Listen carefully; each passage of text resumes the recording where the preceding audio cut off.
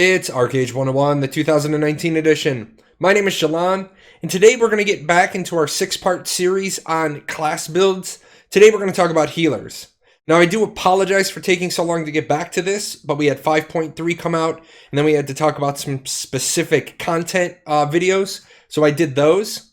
And now the reason why I'm jumping ahead to healers is because I don't think anything else embodies the class gear build triangle the same way that healers do. It's pretty common to see both cloth or plate healers. Now I'm going to be honest, I don't really run into too many leather healers. Not that there's anything wrong with leather healers, you could definitely pull that build off. But the reason why people usually are cloth healers is they've just been brought up this way. For example, I'm a cloth healer because I have obsidian gear. Now, you're not going to be able to get your hands on that. So if you're coming back to Archeage after the obsidian change, you're going to have to decide what gearing scheme do you want to go with. Now, I'm going to say I know a lot of plate healers, and it does work really well. One thing that has changed on them, however, that I want to make sure that we talk about is the change in the attributes. Previously, Spirit gave magic defense. However, in the most recent patch, what we find now is that Stamina gives magic defense. The reason why it worked prior with Spirit giving magic defense and wearing plate is, of course, healers are going to stack Spirit because that's what gives them their healing power in their crit rate, their crit heal rate.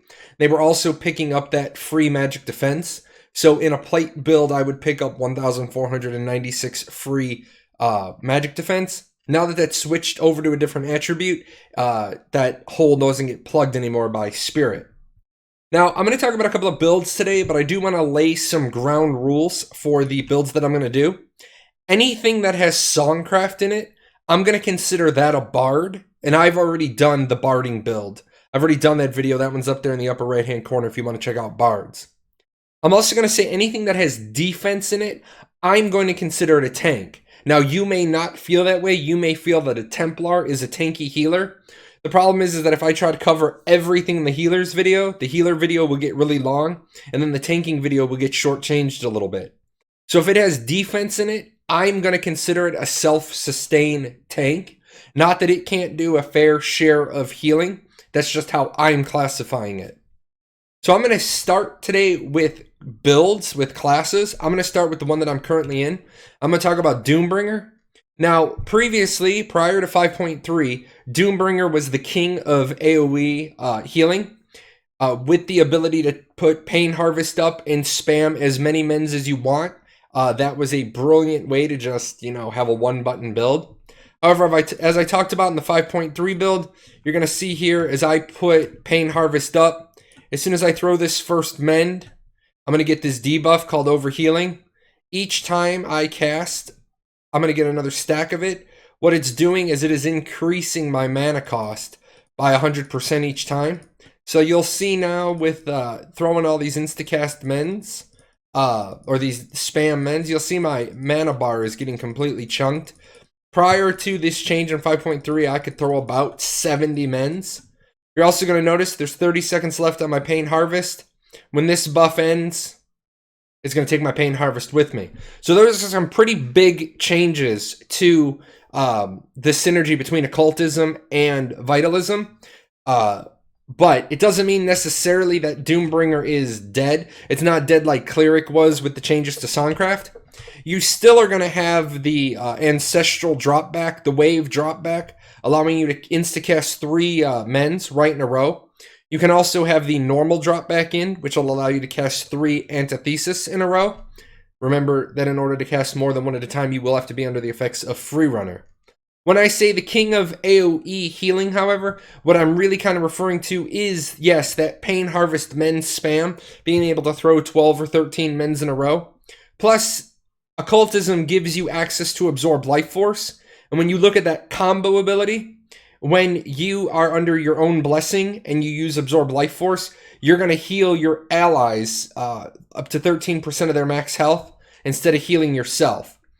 I haven't yet found a build that is going to allow you to do more healing, AoE healing, than Doombringer, especially when you add in Freerunner plus Quake Antithesis. Remember, Quake Antithesis is going to turn your usual single target into an AoE. We're going to talk about that in just a minute. All right, so there's a couple other builds that I find useful that you might want to consider. That doesn't mean you have to use any of these particular builds to be great at healing. There's a lot of synergy between a lot of things. Like I said, though, Doombringer has the most synergy, and that's a change that they made in 4.5. I would also recommend that if you want to come in here, you can sacrifice Occultism for Witchcraft, and this ends up making you an Assassin. Not a really applicable name, but we go with it. The reason why I like this is not only does it give you access to CCs with fears and stuns, but it also allows you to spread your hots, your heals over time. If you're under Renewal and you use Dahuta's Breath, you'll spread Renewal. And if you're under Resurgence, then when you warp through somebody, you'll also spread Resurgence. And this is a good way to keep hots up over the raid. The only problem with this is I will let you know that Mirror's Warp does tend to be very, very specific. If you're not dead on the people that you Mirror's Warp through, it's not going to go ahead and spread that hot. Another one that you can do is you can take out Witchcraft and you can put in Oromancy. And a lot of people tend to like Soothsayer. There is some synergy here with Shrug It Off, Protective Wings, the ability to stack the shield from Thwart. And also, I know a lot of people wrote Health Lift off over the years because it changed with it's no longer a permanent buff. It only lasts for 20 seconds. However, I will let you know that Health Lift functions as a heal because it gives you the life that you share. Now, this is showing 1948, but what I want to do is I want to pop in a Cleric real quick because I think it's important to realize when you're actually at the proper rank, the proper level, this is actually going to be an increase of 4,172. So that's not a bad hot. A 4,000 hit point, or it's not a bad insta heal. 4,172 isn't bad. Plus it creates that health increase for 20 seconds, and that allows you to throw your mends up. And when you start comboing that with Mana Barrier, it's a really quick way to get people's health up a whole lot. There's another couple of options that we have for what I call the commons. You can take out, instead of taking out Occultism for Witchcraft, you take out Shadowplay for Witchcraft. This is going to make you a Necromancer. Still gives you that combination with Absorb Life Force and the Pain Harvest, but now it opens up this CC. What I am going to warn you about is that the Necromancer build does not have stealth in it, so you're not going to be able to disengage as easily. And it also takes out your ability to spam Antithesis because you no longer have Free Runner in your build. Free Runner is a prerequisite for that Antithesis spam. Now, usually what people want when they come looking for a guide is they look for a cookie cutter build. I don't do cookie cutter builds. I think that you need to understand all of your skills. You need to understand how they work together. And so if I just give you a build and say run with it, then when the next patch comes, you're not going to know what changes or adaptations to make. Now, what I am going to say is that the 12 skills in Vitalism, there are no bad skills. Now, people ask me all the time when they see my Doombringer build, I get asked this all the time when I'm streaming, why do I take Resurgence instead of Renewal? Or why don't I take Resurgence instead of Renewal? It's just personal flavor. I prefer Renewal because if it triggers 6,000 healing over 5.5 seconds as opposed to 6,000 healing over 10 seconds. One's a guarantee. One's a random chance if it triggers. That's just my flavor. It's my flavor because Antithesis combos off of Renewal and Fervent Healing combos off of Renewal. But yes, Resurgence would combo off of Mana Barrier and Mend. So it's basically, which do you want? Now, some people also ask me why I still run Aranzub's Boon. It's only 30 stats when people are talking hundreds and hundreds of stats. This is something that I'm considering lately. This point, I could probably give up Aranzub's Boon and put that into Resurgence because we all grow. As we learn, we all learn our classes, we all grow together. And sometimes it takes, it takes a new player to convince you of something. That happens quite a bit with me. I want to talk about the Ancestrals real quick because these are important for Vitalism. I mean, they're important for all classes, but when you got the regular Antithesis, it is a single target heal that's going to heal 6,506 life or deal 5,161 damage. When you come over here to Quake Antithesis, you're going to notice that the damage that it does goes down, right? But Quake Antithesis makes it and AoE. So instead of healing just one person, it's going to heal everybody, and it's going to damage all enemies around your target. So I think Quake Antithesis is pretty much a given.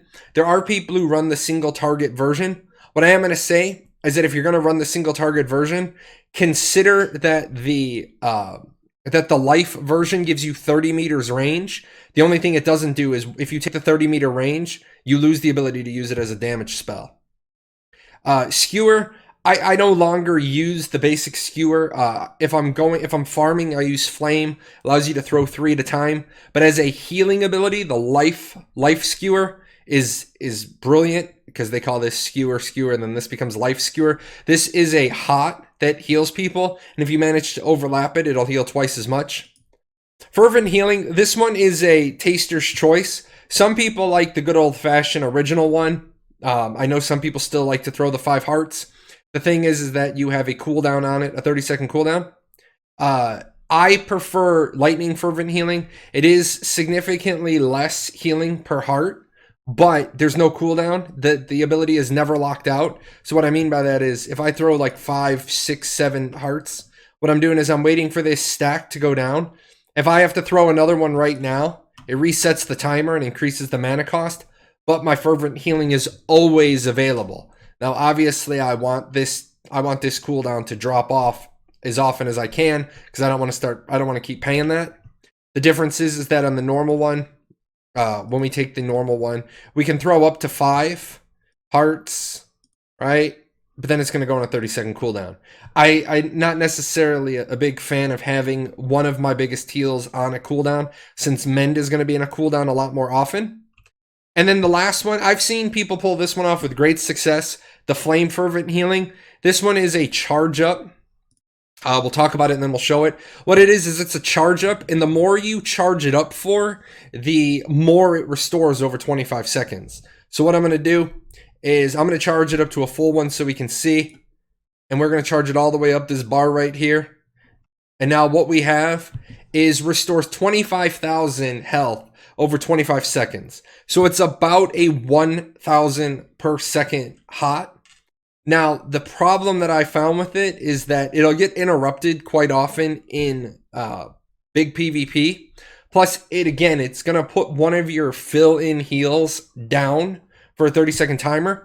But what I will say, if you are a pocket healer, and I don't like pocket healing, I like to have pocket DPS, but if you are a pocket healer and you run Flame Fervent Healing plus Resurgence plus Renewal, you can really stack somebody up with a ton of hots, because this one's going to combo off of Renewal. So you're talking giving somebody close to 3,000 hit points per second in hots. Really useful. Finally, talk about Ancestrals. I want to talk about the Flame Holy Bolt. I'm going to be honest with people. People ask me about the Mist Holy Bolt all the time. I still can't figure out a good time application to use this.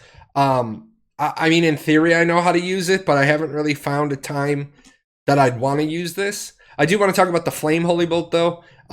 Really useful for farming. You completely shred targets. Just make sure that you get your your stacks of prayer up, right? And this is actually the hardest part of the entire thing, is getting that prayer to flip over to Divine Response. Once it's at Divine Response, you're going to be doing 150% damage to mobs. I actually chew through mobs faster now as a healer than as a Blade Dancer. I did think it kind of sucked that I had to be a melee and cloth in order to farm. We don't have to do that anymore. So if somebody is looking for which abilities to take, what I'm going to do is I'm going to reset this quick. The abilities you want to take as a healer, well, you want to take Antithesis and Mirror Light. These are your big ones. Mend is your big one. You take your Mana Barrier, you take your Fervent, and you take your Healing Pad. Now, you can get away with just those 6. Now, whether or not you want to take Renewal and Resurgence, that's on you. What do you want to do with these other 2 trees? I mean, honestly, you could take all 12 points in Vitalism, because nothing's bad, but then your ability to synergize would really go down. Let's see. We want to talk about gear. Here's a big one for people. People ask me all the time. They're like, "Do I regret selling my Aranor club?" I had an Aranor, but I didn't have the materials to make sure I could get it up to Mythic. People say, "Do I regret not doing that?" No, not at all. The critical heal bonus and the critical heal rate on the Hiram club makes up for it. And then we're going to be getting T4 weapons soon. What I do want to show you is we'll come in here and we'll take a look at one-handed weapon. We'll come down here to Aranor club, and let's make this a legendary at the minimum. So what you're going to see is an Aranor club without being tempered, without the 20%, is only 7 points lower than a plus 20 Hiram club. So yes, an Aranor club at legendary would be adding on a ton of healing power at the expense of the crit heal bonus. Now, of course, you know, if you have an Aranor club and you can afford it, then yes, absolutely, definitely. The way healing scales, what you're going to need to get into is you're going to need to get into all these abilities. But as you see, healing always scales as a percentage of healing power. So the more healing power you have on every single heal, that's going to be what you're looking for. When it comes to armor, like I said at the beginning of the video, you can go with plate. You can fill in the holes with your magic defense on your costume, on your combat panties, on your magic defense shield. You can go a magic defense shield with Hiram if you want. You can plug that hole. If you're going cloth, then you stack physical defense damage reduction. I'll show you guys that with the right gear. I mean, you start to get a pretty respectable fixed damage reduction number. I mean, you're talking 27%. That comes from basically having all damage reduction items. Now, what I will say is that the new Noyette accessories, when I pull this down, now that I finally have one that we can talk about, I can't show you directly because I don't have this high enough. This one's only going to show me the stats, but if you check that video out in the upper right hand corner, what it's going to do is it's going to show you all of the stats that you can get, and you can get damage reduction on the earrings. So this is going to allow healers to get damage reduction Noyette earrings plus 2 other stats. So that's pretty important. That's a finally something for healers coming through. What I can show you is I can show you the ring. The ring is what I have. Now, what I have is spirit and physical defense. So it's kind of nice that right now I have a ring with spirit on it, as opposed to the common rings for healers right now have intelligence on them. Cast time rings have intelligence. But what we can do is eventually I'll be able to get cast time on my ring, and I'll also be able to get healing. So once I run the dungeon enough times and I get the right rolls, the right rerolls, finally healers are going to be able to get accessories that are specific to them. I will talk about a couple other bits and pieces. I want to make sure that I mention this. The alternative Halsey neck, or the Proven Warrior's neck, or the Honor neck, whatever you want to call it now. Most people run the Evernight necklace, which has reduced received damage minus 6% in stamina. But what you'll notice at rank 13 on the Archeum Derriere neck is that it's 6% cast time and 100 spirit. So that's pretty significant amount of spirit and cast time if you don't have the ability to lower your cast time anywhere. If you're not doing a lot of PvPing, you may want to consider getting a second neck up to rank 14. For that, I will eventually finish the rank 13 to rank 14 now, that I have really nothing else to spend honor on. And then finally, your shield, you will notice that I have the Supreme Stealth Fang shield. I'm not going to take it up any higher than Mythic. Yeah, it'd be cool to have an Eternal shield, and props to Sweet Tart, one of the people in Paradox. She worked her ass off getting it up to Mythic, but I realized it doesn't do anything more at Mythic. What you notice in that usage is restores 7,378 to 7,726 health to a max of 10 allies. So basically, this is a 70,000 AoE. Each of your allies are going to get 7,000, so that's 70,000 healing that you're doing. So I would recommend everybody that's a healer run Mist Song to get the shield. Now, I will let people know that it does scale on your healing power, so you notice when I take out my healing weapon, it's only going to do 3,000. Still, it's not a bad thing for some tanks to get as well. Hot swap it in, use it, hot swap it out, especially now with the ability to weapon swap. It works pretty well. Definitely something you want to consider. Definitely for bards as well. It's just an item you can have that helps do additional healing. And that is it for healers, guys. I know that you guys want very specific, what do I do? How do I do it? What do I roll? What do I put points in? That's not how I do guides. I do general overviews. Where you get your specifics is questions and answers. So if you have a specific question, go ahead and ask it, and then I will go ahead and answer it in the description below. And if you guys want to talk more, get me on Discord. I'm Jalon #0001. Join me Mondays, Wednesdays, and Fridays when I stream. I am going to cut down on Archeage streaming a little bit. I'm getting a little frustrated with the game because of a couple of bits and pieces, but I am still going to be streaming it. Even if I'm not streaming Archeage, you can swing in, ask an Archeage question. And as always, big thanks to all my sponsors. I got to get another gift card giveaway going. I just had a gift card giveaway close out. Some changes to the YouTube rules.